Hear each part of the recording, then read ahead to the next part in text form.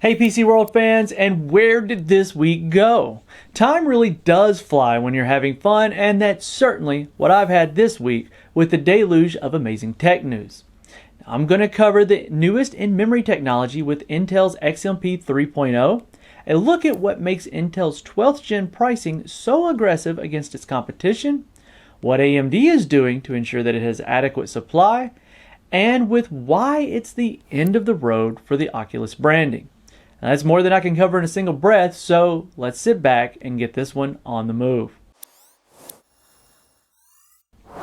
Intel's XMP, or Extreme Memory Profile technology, has been with us since way back.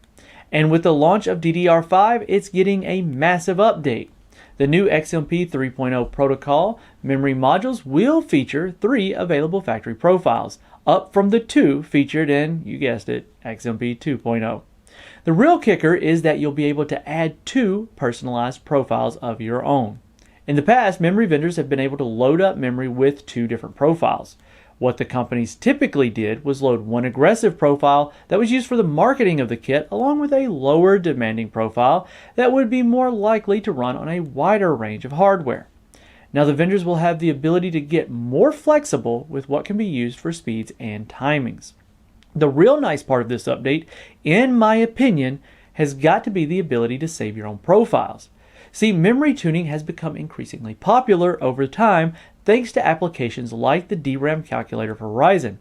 But memory tuning can be very flaky, and if you can set up a much faster profile for your system, then be able to adjust from there instead of starting all over from scratch when going for those highest performance runs, well, that could be a whole new game for tuners.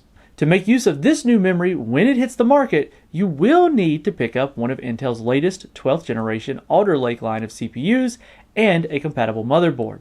And while we anticipate the price of the memory to be quite high, some could consider that Intel will be throwing you a bone with the prices of the CPUs themselves. Now, this is a breath of fresh air from a company that hasn't been exactly price competitive for some time. Sure, the top dog Core i9-12900K is a bit pricey at $589, but down the stack the pricing gets much more comfortable. The Core i7-12700K is likely to be the real hero here with its 12-core and 20-thread arrangement and is a much more palpable $409. Down the stack still a little further is what I expect to be the go-to for gamers.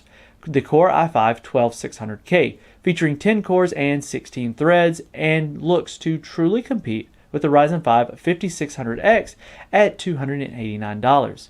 Of course, those prices are all unit pricing, so expect some sort of markup by the time retailers get finished with them.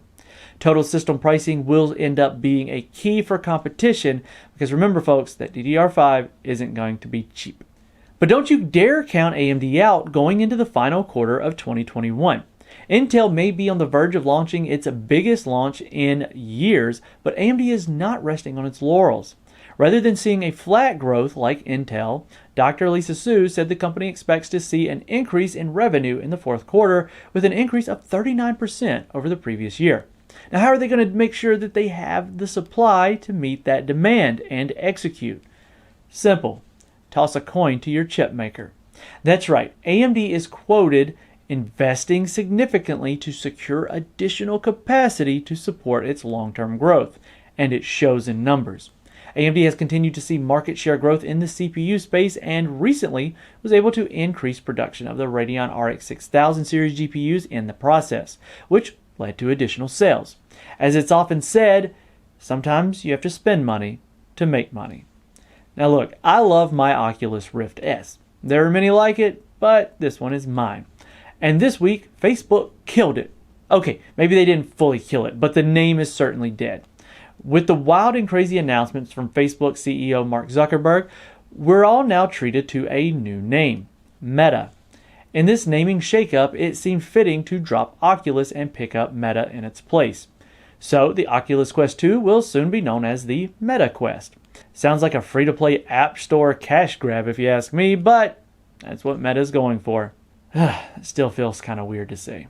The transition won't be happening until sometime in 2022, so it seems the company is wanting to shift focus from VR gaming to becoming more integrated into our culture, a la Ready Player One.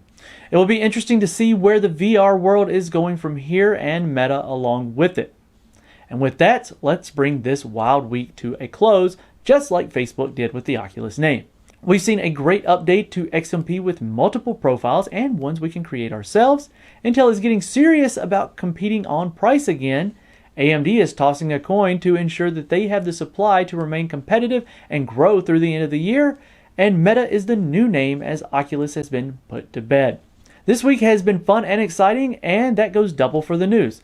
I want to thank you for joining me this week as I wrapped up things in a nice little package, and let me know if you enjoyed it by hitting the thumbs up and subscribing here at PC World for even more PC hardware and software goodness.